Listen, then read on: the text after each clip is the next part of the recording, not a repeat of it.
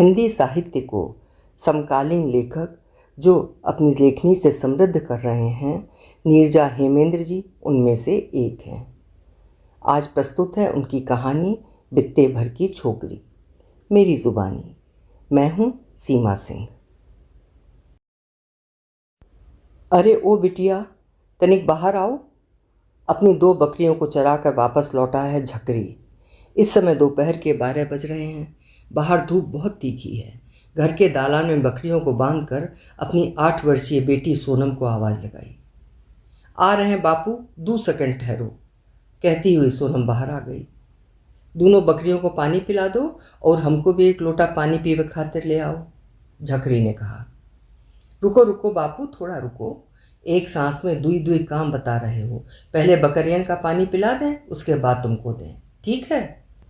सोनम ने अपनी 2 उंगलियां निकालकर झकरी की ओर देखते हुए कहा।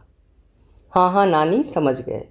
2 काम एक साथ बता दिए, कहते हुए झकरी ने ओसारे में खड़ी चारपाई बिछाई और बैठ गया।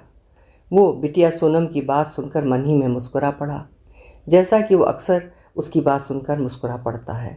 सोचने लगा कि कितना बोलती है ये लड़की। सोनम का बोलना अच्छा भी तो लगता है उसे। बाबू, आज बकरियों ने खूब घास चरी है, पेट भर गया है। बकरियों के सामने बाल्टी में पानी रखकर उनके फूले पेट पर हौले से हाथ फेरते हुए खिलखिलाकर हंसते हुए सोनम ने कहा। हाँ बिटिया, फागुन महीना है, अभी तो थोड़ी बहुत घास मिल जा रही है। बकरियां खूब मन लगाकर चल ले रही हैं। चैत बैसाख में अर्थात चैत्र वैशाख में घास कम मिलती है, ना के बराबर। जब नहीं मिलेगी तब बकरियों के लिए चोकर चूनी खरीदना पड़ेगा, झकरी ने कहा। झकरी की बात पर हूँ बोलती हुई सोनम दौड़ती हुई कोठरी में गई और झट से एक लोटा पानी लाकर झकरी को पकड़ा दिया। गट गट गट गट कर झकरी एक सांस में आधा लोटा पानी पी गया। शेष बचे हुए पानी से मुंह धोकर अपने कंधे पर टंगे अंगोछे से पोंछ लिया। बाबू, कुछ खाने के लिए लाएं? सोनम ने झकरी से पूछा। तनिक रुक जाओ, जियरा थक गया है। तुम्हारी माई अभी नहीं आई क्या? झकरी ने सोनम से पूछा। अभी नहीं आई बाबू, आ रही होगी। हम सबके लिए रोटी तरकारी बना के रख गई है। हमको कह गई है कि तुम आ जाओ तो रोटी तरकारी परस कर दे दें, तो कहो तो परस कर ले आए, सोनम कहती जा रही थी। बाप रे, ये लड़की कितना बोलती है।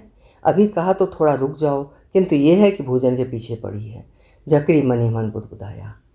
ठीक है, ले आओ, झकरी ने कहा। खुश होकर उछलती हुई सोनम कोठरी में गई और कुछ ही क्षणों में थाली में रोटी और आलू मटर की मसाले वाली तरकारी लेकर आ गई। लो बाबू, कहते हुए सोनम ने थाली चारपाई पर रख दी। बाबू तुम खा लेना, कुछ और चाहिए तो मांग लेना, हम अंदर पढ़ने जा रहे हैं, कहकर सोनम उछलती कूदती अंदर चली गई। झकरी अभी भोजन कर ही रहा था कि उसकी पत्नी तारा काम पर से वापस आ गई। घाम बहुत तेज होने लगी है, झकरी को देख तारा ने कहा। हाँ, फागुन बीतते घाम होने ही लगता है, चैत भी तो लग रहा था, झकरी ने कहा। बातें करते करते झकरी की पत्नी हुई जमीन में पैर पसार कर बैठ गई। कदाचित वो थक गई थी। गर्मी में भुइयां बैठने पर अच्छा लागत है, ज़मीन ठंडी रहती है, तारा ने ज़मीन पर बैठते हुए कहा। तारा ही पास पड़ोस की 3 कोठरियों में झाड़ू बर्तन का काम करती है। काम खत्म करने के पश्चात प्रतिदिन लगभग इसी समय घर आती है। झकरी भी मजूरी पे जाता है। आज उसकी तबीयत कुछ ठीक नहीं थी, इस कारण काम पर नहीं गया। कितना बज गया? सरन अभी तक स्कूल से नहीं आया। सरन झकरी का छोटा बेटा है। तारा ने सोनम से पूछा। सोनम अपने पिता का मोबाइल फ़ोन उठाकर समय देखने लगी। बाबू, तुम्हारा फ़ोन कितना पुराना हो गया है, बार बार बंद हो जाता है। चार्जिंग पर लगाने पर थोड़ी देर चलता है, फिर बंद हो जाता है। बाबू, तुम पता नहीं कैसे इस फोनवा से काम चलावत हो, कहकर सोनम मोबाइल का बटन दबाकर समय देखने लगी। अभी 1 बजा है अम्मा। सरन का स्कूल 2 बजे छूटता है, अभी घंटा भर है आने में उसको, सोनम ने कहा। हाँ बिटिया, हम समझ गए, घाम तेज होने लगी है इसलिए पूछ रहे थे, झकरी ने कहा। बाबू, तुम नवा मोबाइल कब लोगे? कहीं हर्ज गर्ज पड़ गया तो तुम्हारा मोबाइल ही नहीं चलेगा, सोनम ने कहा। हाँ बिटिया, ले लेंगे, पैसा तो आवे हाथ में, झकरी ने कहा। सोनम अपने बाबू का मुंह देखने लगी। बाबू, कितने पैसे में आता है मोबाइल? सोनम ने पूछा। क्या बहुत पैसे लगते हैं? बाबू को खामोश देख सोनम ने पुनः पूछा, अरे बिटिया तुम बहुत पूछती हो, पैसे नहीं रुपए लगते हैं, 1,000 रुपया लगेगा नया फ़ोन लेने के लिए बिटिया। झकरी ने कहा, अरे बाप रे, ये तो बहुत रुपया है बापू, इतना अधिक लगता है। हम जब बड़े हो जाएंगे तो रुपया कमाएंगे, तब तुम्हें नया फ़ोन दिला देंगे बाबू। मोबाइल का दाम सुनकर सोनम चिंतित हो गई और अपने बाबू से बोली। सहसा सोनम के मन में विचार आया कि वो पैसे कमाएगी कैसे, इसके लिए तो उसे पढ़ना पड़ेगा, वो तो स्कूल जाती नहीं। सोनम से 2 वर्ष छोटा उसका भाई सरन स्कूल जाता है। सोनम की पढ़ने की इच्छा तो है, किंतु माई उसे स्कूल नहीं भेजती। खाली समय में सोनम सरन की पुरानी किताबें उलटती पलटती है। भले ही कुछ समझ में नहीं आता, किंतु किताबों के पन्ने पलटना उसे अच्छा लगता है। माई, तुम हमें स्कूल क्यों नहीं भेजती जबकि सरन स्कूल जाता है? बिटिया के प्रश्न से माई हड़बड़ा गई। तुम बिटिया हो, तुम घर का काम सीखो, तुम्हें यही करना है और आगे घर गृहस्थी में यही काम आएगा, पढ़ाई काम नहीं आएगा, माई ने कहा। माई, घर का काम तो हम करते हैं, जो काम तुम अराती बताती हो वो तो हम सब करते हैं। तारा ने सोनम की बात का कोई उत्तर नहीं दिया। माई, तुम सरन को तो स्कूल भेजती हो, हमें क्यों नहीं? माई, हम भी स्कूल जाएंगे। माई, हम कल से ही पढ़ने जाएंगे। कल ही तुम मेरा नाम लिखवाने मास्टर जी के पास मुझे लेकर चलना। चलोगी ना माई? सोनम ने माई से हट करते हुए पूछा। तारा सोनम की बात का कोई उत्तर न दे रही थी। वो दुविधा में थी, उसे कोई उत्तर सूझ ही नहीं रहा था। दालान में बैठा झकरी सोनम की बात सुन रहा था। हाँ हाँ बिटिया, कल तुम नाम लिखवावे जाओ स्कूल। तुम्हार मन है पढ़े का तो तुम पढ़ो, हम चलब तोहार नाव लिखवावे स्कूल। सोनम की बात का उसकी माई द्वारा कोई उत्तर न देते देख झकरी ने कहा, कहाँ तुम भी बच्चों के साथ मिलकर ये सब बात करत हो? बिटिया स्कूल जाएगी पढ़ेगी तो उसका ब्याह कैसे होगा? ये हमार गांव है, शहर तो है नहीं। शहर में मजदूरी करने जाते हो तो शहर की हवा लग गई है और तुम्हारा दिमाग खराब हो गया है। ई तनिक नहीं सोच रहे हो कि यदि बिटिया पढ़ लिख लेगी तो उससे ब्याह कौन करेगा? तारा ने कहा, ई काहे नहीं सोचत हो कि पढ़ लिख लेगी तो और होशियार हो जाएगी हमारी बिटिया? झकरी ने तारा से कहा। झकरी जानता है कि तारा इस गांव से भी पिछड़े एक गांव की रहने वाली है। इस गांव में तो 8वीं तक एक सरकारी विद्यालय है, उसके आगे पढ़ने के लिए एक आध प्राइवेट विद्यालय भी है। तारा के गांव में आज तक एक भी सरकारी विद्यालय नहीं है, प्राइवेट तो दूर की बात है। पढ़ने की इच्छा होने पर बच्चे 2 कोस दूर दूसरे गांव में जाते हैं। ठीक है, जैसा बाप बेटी की मर्जी हो करो, तारा ने कहा। अगले दिन मजूरी पर जाने से पूर्व झकरी विद्यालय जाकर सोनम का नाम लिखवा आया। विद्यालय सरकारी था, एक भी पैसा नहीं लगा। मास्टर जी ने बताया कि दोपहर का भोजन भी स्कूल में मिलेगा, घर से भोजन लेकर आने की आवश्यकता नहीं है। ऊपर से मास्टर जी ने यह भी कहा कि किताबें, बस्ता, स्कूल के लिए 2 जोड़ी कपड़े, स्वेटर, मोजे, जूते भी सरकार देगी। झकरी बहुत खुश था, बेटे को तो ये सब कुछ मिलता ही था, अब बिटिया सोनम को भी ये सब कुछ मिलेगा। बिटिया थोड़ा पढ़ना चाहती है, पढ़ लेगी। सोनम की खुशी की तो कोई सीमा ही ना थी। समय व्यतीत होता जा रहा था। सोनम खूब मन लगाकर पढ़ रही थी। सोनम ने 5वीं की परीक्षा उत्तीर्ण कर ली। अभी वो आगे और पढ़ना चाहती थी। बिल्कुल इसी स्कूल के समीप 6ठी से 8वीं तक के सरकारी स्कूल में उसे पढ़ना था। माई बाबू को बताकर वो अपने स्कूल से 5वीं की टीसी लेकर जूनियर हाई स्कूल के मैडम को देकर आ गई। मैडम ने सोनम का नाम 6ठी कक्षा में लिख लिया। सोनम के बापू, बिटिया सोनम ब्याह के लायक हो गई है, अब उसके ब्याह के लिए कुछ सोचोगे? कौनो लड़का घर वर देखोगे? एक दिन सोनम के स्कूल जाते ही तारा ने झकरी से कहा, हम सोच रहे हैं कि सोनम 8वीं पास कर ले तो घर वर देखना शुरू करें। तारा को समझाते हुए झकरी ने कहा, तुम कैसे बाप हो, तनिक भी नहीं सोच रहे हो कि तब तक लड़की बड़ी हो जाएगी? कौन लड़के का बाप बड़ी उम्र की लड़की से अपन लड़का ब्याहना चाहेगा? तुमको दुनियादारी का कुछ नहीं पता। झकरी की बात पर सोनम की माई ने उसे अच्छा भला लेक्चर सुना दिया। अच्छा, अब हम काम पर जा रहे हैं, सांझ के घरे आए तब बात हुई, झकरी ने कहा। साइकिल के हैंडल में खाने के डिब्बे की झोली लटकाकर झकरी शहर की ओर बढ़ गया। ई बाप बेटी दोनों हमार बात नहीं मान रहे हैं। एक दिन जब वर हेरत हेरत परेशान हुई हैं तब हमारी बात मनी है। झकरी के जाने के बाद तारा काम करती रही और मन ही मन बड़बड़ाती जा रही थी। दिन में 2 बजे अपने भाई के साथ सोनम स्कूल से आ गई। दोनों ने भोजन किया। भोजन के पश्चात सोनम स्कूल का होमवर्क करने बैठ गई। होमवर्क कर स्कूल में आज के पढ़ाए गए पाठ को दोहरा कर कुछ देर के लिए लेट गई। लेटते ही न जाने कब आंख लग गई। 1 घंटे बाद उठी तो देखा कि भाई नहीं है।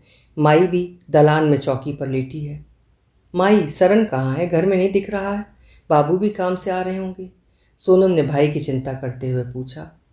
सरन सरन तो भोजन करके दोपहरी खेलने चला गया था, अभी तक नहीं आया क्या? नहीं आया है, स्कूल का होमवर्क भी नहीं किया, ना ही पाठ दोहराया। माई उठी और सरन सरन आवाज़ लगाती हुई गांव की गलियों की ओर निकल गई। तब तक झकरी भी काम से वापस आ गया था। सांझ हो रही थी। माई सरन को ढूंढने गई थी। भोजन में विलम्ब हो जाएगा ये सोचकर सोनम ने चूल्हा जलाकर चावल चढ़ा दिया। जब तक चावल बनेगा तब तक वो तरकारी काट लेगी, ये सोचकर उसारे में बैठी लौकी काटने लगी। कहाँ है तुम्हारी माई? सोनम को भोजन बनाते देखा तो झकरी ने उससे पूछा। सरन को लेने, कहकर सोनम तरकारी काटने में लग गई। सोनम फटाफट काम कर रही थी। ई रहा, दोपहर को स्कूल से आया है, भोजन किया है और खेलने निकल गया। पकड़िया के तरह लड़कों के साथ खेल रहा था। इसका रोज का यही काम है, पढ़ने में बिल्कुल मन नहीं लगता। तारा सरन को अपने साथ लेकर आई और उसकी शिकायत करते हुए झकरी से कहा। तारा की बात सुनकर झकरी कुछ नहीं बोला। वो जानता है कि सरन का मन पढ़ाई में नहीं लगता है, वो करे तो क्या करे। पढ़ने के लिए कई बार उसे मारा भी, किंतु मार का भी उस पर कोई प्रभाव नहीं पड़ता दिखता। तारा ने सरन को 2 थप्पड़ मारा और हाथ मुंह धोकर कुछ खाकर पढ़ने के लिए कहा। माई, भात बना दिए, तरकारी काट दिए हैं, हम भी थोड़ी देर पढ़ने बैठ जाएं? तारा ने माई से पूछा। तरकारी काट दी तो छौंक भी दो, छौंकेगा कौन? हमका तो लड़का दौड़ाकर थका दिया है, माई ने कहा। माई की बात सुनकर सोनम का चेहरा बुझ गया। सरन के माई, जाके तू तरकारी छौंक दा, हाली हो जाई। ई सोनम कबले छौंकिए, निम्मन बनेबो न करी है। अर्थात सरन की माई, सब्जी तुम बना दो, सोनम बनाने में देर लगाएगी और अच्छी भी नहीं बना पाएगी, झकरी ने कहा। झकरी चाहता था कि सोनम पढ़ना चाहती है तो थोड़ी देर पढ़ ले, बच्चे हैं, भोजन करते ही सोने लगते हैं। निम्मन नहीं बनाइए तो सीखिए कैसे? कहती हुई तारा तरकारी छौंकने रसोई में चली गई। जा बिटिया, तू थोड़ी देर पढ़ ला। उसके बाद माई के साथ भोजन परोसवावे रसोई में चल जाइए, झकरी ने कहा। ठीक बा बाबू, कहकर सोनम बस्ता लेकर उसारे में पढ़ने बैठ गई। थोड़ी देर पढ़ने पश्चात उसके चेहरे पर संतुष्टि के भाव थे। संतुष्टि का भाव लिए वो रसोई में माई का हाथ बटाने चली गई। इसी प्रकार दिन व्यतीत होते रहे। गांव के विद्यालय से 8वीं तक की पढ़ाई पूरी कर ली। सरन बहुत खुश था कि अब इस गांव में कोई सरकारी विद्यालय नहीं है तो उसे पढ़ना नहीं पड़ेगा। वो जानता था कि फीस देकर उसके निर्धन माई बाबू प्राइवेट स्कूल में पढ़ने भेजेंगे ही नहीं। 8वीं कक्षा में अच्छे नंबरों से उत्तीर्ण सोनम भी हो गई थी। बाबू, हम और आगे पढ़ेंगे, सोनम ने माई बाबू से कहा। अब क्या रह गया है पढ़ने के लिए? जितनी पढ़ाई हो सकती थी पढ़ तो गई, अब आगे क्या बचा है पढ़ने के लिए? सरन भी तो गांव की सरकारी पढ़ाई कर चुका, अब अगले बरस से बाबू के साथ मजूरी करने शहर जाएगा। सोनम की बात सुनते ही माई ने उत्तर दिया। माई, हम कमलापुर मतलब पड़ोस का गांव जाकर आगे की पढ़ाई करेंगे। कमलापुर में एक बड़ा सरकारी स्कूल है, वहाँ BA तक की पढ़ाई होती है, उसमें फीस नहीं लगती, सोनम ने माई से कहा। हाँ हाँ, वहाँ तो जाओगी पढ़ने, तुम का जानो कमलापुर 2-2.5 किलोमीटर दूर है यहाँ से, माई ने सोनम की बात का विरोध करते हुए कहा। माई, तू चिंता न करो, जाए खातिर हम सोच लिए हैं। बाबू की जो पुरानी साइकिल है उसको हम ठीक कराकर उसी से स्कूल जाएंगे। स्कूल जाने का उपाय बताते हुए सोनम ने कहा। लो, अब इसकी बातें सुन लो, टूटी साइकिल ठीक कराकर स्कूल जाएगी, लेकिन पढ़ने जाएगी ज़रूर। अब तुम ही समझाओ ई घर के 2-4 काम धाम सीख लें और तुम इनका ब्याह की तैयारी करो, तारा ने अपने स्पष्ट आदेश सुनाते हुए कहा। ना ही बाबू, हम अभी ब्याह ना करब, जब तक BA पास ना कर ले तब तक ब्याह ना करब, सोनम ने हट करते हुए कहा। अंततः सोनम की इच्छा को सही मानते हुए झकरी ने पास के गांव कमलापुर के सरकारी इंटर कॉलेज में उसका नामांकन करा दिया। सोनम अपने बाबू की पुरानी साइकिल ठीक कराकर उसी से स्कूल जाने लगी। माई, स्कूल में बहुत बढ़िया पढ़ाई होती है, तुम सरन को भी हमारे साथ पढ़ने भेजो, वो भी आगे और पढ़ लेगा तो उसके लिए अच्छा रहेगा, सोनम ने माई से कहा। तुम आपन सीख रहे थे, सरन उतनी दूर जाएगा कैसे, ये तो बताओ। थोड़े दिन बाद मजूरी करके पैसा कमाए लगी हैं, वह ठीक रही। माई सरन को स्कूल भेजना नहीं चाहती थी। माई, सरन को हम साइकिल के पीछे बैठाकर स्कूल ले जाएंगे, तुम भेजने के लिए तैयार भी तो हो? सोनम ने कहा। ठीक तो कह रही है बिटिया, इसी गांव से कई बच्चे साइकिल से तो कई पैदल उस स्कूल में जाते हैं। सोनम के साथ सरन भी पढ़ने चला जाएगा, कुछ पढ़ लेगा तो अच्छा ही रहेगा, झकरी ने तारा को समझाते हुए कहा। अभी बात चल ही रही थी कि बाहर से खेल कर सरन आ गया। ई लो, यू आ गए, पढ़ने जाएगा कि नहीं, ये बात इससे ही पूछ लो, सरन को देखते ही तारा ने कहा। सोनम साइकिल से स्कूल जाती है, उसके जैसे हमको भी पढ़ना है, स्कूल भी जाना है। माई, हम भी स्कूल जाएंगे, हमारा नाम स्कूल में लिखवा दो, सरन ने माई की बात का उत्साह और शीघ्रता के साथ उत्तर दिया। इस लड़की को देखकर ये भी पढ़ने जाएगा? अब अभी तो कह रहा था कि कुछ दिनों पश्चात बाबू के साथ काम करने जाएगा। हम तो बहुत खुश थे कि काम सीख जाएगा, 2 पैसा कमा कर घर में ले आएगा। ये तो अपनी बहन को देखकर पढ़ने जाने के लिए तैयार है, तारा ने अपनी नाराज़गी प्रकट करते हुए कहा। सोनम के साथ उसकी साइकिल के पीछे बैठकर सरन भी स्कूल जाने लगा। तारा और वो एक ही कक्षा 9वीं में थे। दोनों ने 9वीं कक्षा उत्तीर्ण कर ली थी। अब दोनों की 10वीं कक्षा में बोर्ड की परीक्षा थी। इसमें पास होने के लिए सभी विद्यार्थी परिश्रम कर रहे थे। सोनम खूब मन लगाकर पढ़ रही थी, सरन को पढ़ने के लिए कहती रहती। वो कभी सोनम की बात सुनता, कभी नहीं। परीक्षा हुई और परीक्षा परिणाम समय पर निकला। परीक्षा में सोनम प्रथम श्रेणी में उत्तीर्ण हुई, वहीं सरन अनुत्तीर्ण हो गया। कोई बात नहीं भाई, फिर से मेहनत करके पढ़ लो, अगले बरस पास हो जाओगे, फिर से फॉर्म भर देना, सोनम ने भाई को समझाते हुए कहा। नहीं, अब हम नहीं पढ़ेंगे, सरन ने दृढ़ता से कहा। नहीं पढ़ोगे तो क्या करोगे? बाबू के साथ मजदूरी करने जाओगे? पढ़ लिख लोगे तो कोई ढंग का काम कर लोगे? सोनम ने लाख समझाने का प्रयत्न किया, किंतु सरन स्कूल जाने के लिए तैयार नहीं हुआ। उसने पढ़ाई छोड़ दी। वो मजदूरी करने के लिए भी तैयार नहीं था। तारा परेशान थी कि वो इस बात से चिंतित थी कि सरन मजदूरी करने जाने के लिए भी तैयार नहीं था। तुम मजदूरी करने नहीं जाओगे, पढ़ने भी नहीं जाओगे, तो करोगे क्या? कुछ सोचा है? एक दिन तारा ने सरन से पूछा। माई, हम साफ साफ बता दे रहे हैं, हम मजदूरी करने बिल्कुल नहीं जाएंगे। स्कूल के लड़के देखेंगे तो हमारे ऊपर हंसेंगे, हमको चिढ़ाएंगे, सरन ने कहा। थक हार कर तारा ने जहाँ काम करने जाती थी वहाँ के मेम साहब से कहकर सरन को एक बनिए की दुकान पर काम करने के लिए लगवा दिया। सब कुछ ठीक चलने लगा। सरन के काम पर लग जाने से तारा खुश थी। सोनम का मन पढ़ने में लगता। अच्छे अंकों में उत्तीर्ण होते हुए सोनम ने स्नातक उत्तीर्ण कर लिया। सोनम का स्नातक उत्तीर्ण कर लेना इतना सरल तो न था। गांव की औरतें तारा से कहती थीं कि लड़की के ब्याह की उम्र निकल रही है, कोई कोई तो ताना भी मारती। तारा घर में आकर सोनम और उसके पिता से ये बात बताकर ब्याह करने की बात करती। सोनम माई की बात पर कोई प्रतिक्रिया न देती। वो जानती थी कि ये प्रत्येक माता पिता की चिंता और सपना होता है। वो सब कुछ अनसुना कर अपनी पढ़ाई पर ध्यान दे रही थी। स्नातक उत्तीर्ण होने के साथ उसने कई नौकरियों के फॉर्म भरने प्रारंभ कर दिए। किसी अच्छी नौकरी को पाने के लिए पढ़ाई पर अधिक समय देने लगी। 2 वर्ष के पश्चात सरन को दुकान वाले ने काम पर आने से मना कर दिया। माई बता रही थी कि दुकान वाले ने किसी बात पर सरन को डांटा होगा और सरन ने जवाब दे दिया। दुकान वाले ने उसे काम से निकाल दिया। अब सरन के लिए माई दूसरा काम देख रही है। सरन दिन भर घर में रहता है। सोनम, हमने तुम्हारी बात नहीं मानी, पढ़ाई छोड़कर हमने अच्छा नहीं किया, कुछ और पढ़ लेते तो कहीं ना कहीं अच्छी नौकरी मिल जाती, एक दिन सरन ने सोनम से कहा। सोनम उसकी बात का कोई उत्तर न दे सकी। समय किसी के लिए रुकता थोड़ी है। वो काफ़ी आगे निकल चुका था। सरन ने मजदूरी का कोई काम भी नहीं सीखा था, ना पढ़ाई कर पाया। वो ऐसे ही छोटे मोटे काम करके 2 ही पैसे कमा सकता था। एक दिन सोनम की मेहनत रंग लाई। उसे बैंक में क्लर्क की नौकरी की परीक्षा उत्तीर्ण कर ली। अब किसी दिन उसे साक्षात्कार के लिए बुलाया जाएगा। ये बात उसने अपने माई बाबू को बता दिया। बेटी की सफलता से झकरी तो खुश था ही, माई भी बहुत खुश थी। बिटिया, हम तुमका पढ़ने से बहुत रोक कर गलती कर रहे थे, ये गलती का मन में ना रखियो बिटिया।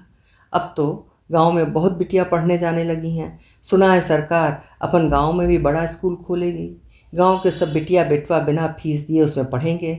हमको क्षमा कर दो बिटिया। माई के चेहरे पर पश्चाताप और प्रसन्नता के भाव थे। सोनम के साक्षात्कार का दिन आ गया। उसके माई बाबू खुश तो थे, किंतु कुछ डरे हुए भी थे कि उनकी बेटी कहीं असफल ना हो जाए। बाबू चलो, समय हो गया है, शहर पहुंचने में भी समय लगेगा। समय से कुछ पहले पहुंच जाना ठीक रहता है। सोनम ने तैयार होकर अपने बाबू से कहा। हम तो बहुत पहले से तैयार हुए बैठे हैं बिटिया, चलो चलते हैं। सोनम के बाबू ने कहा। बिटिया, सुना है शहर में दही चीनी खाकर नौकरी पाने के लिए निकलते हैं। आज जिंदगी में पहली बार हमारे घर में हमारी बिटिया हमका ये खुशी दे रही है, तुम जीत कर आओ। तारा ने दही चीनी की कटोरी सोनम के आगे बढ़ाते हुए कहा। हाँ माई, तुम्हारा आशीर्वाद लेकर जा रहे हैं तो जीत कर आएंगे। कहते हुए सोनम ने माई के पैर छुए और अपने बाबू के साथ चल पड़ी नौकरी का साक्षात्कार देने शहर की ओर। बिटिया, हम बहुत बड़ी गलती की है सरन को स्कूल न भेजकर। सोनम को समीप के शहर के बैंक में नौकरी करते हुए 2 माह हो गए थे। दूसरे माह का वेतन पाने के बाद आने वाले पहले अवकाश में सोनम घर आई थी। सोनम को सफलता उसकी शिक्षा से प्राप्त हुई थी। तारा अब शिक्षा का महत्व समझ चुकी थी। बहुत कह सुनकर तारा ने किसी दूसरी दुकान पर सरन को काम पर रखवा दिया था।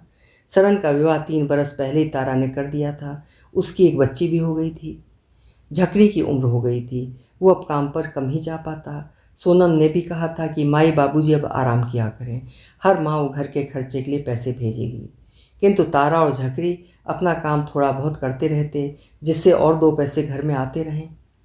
तारा और झकरी की यही इच्छा थी कि सरन की बेटी भी अपनी बुआ सोनम की भांति खूब पढ़े लिखे।